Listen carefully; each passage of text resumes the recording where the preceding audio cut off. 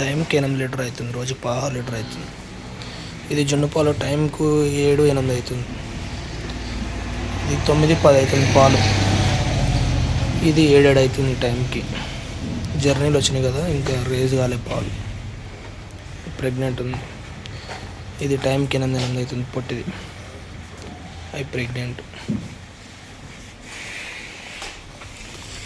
ఇది ప్రెగ్నెంట్ ఉంది.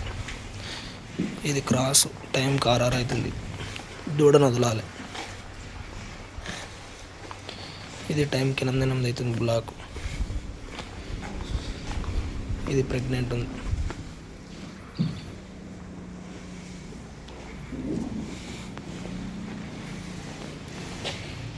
ఈ 3 ప్రెగ్నెంట్ ఉంది.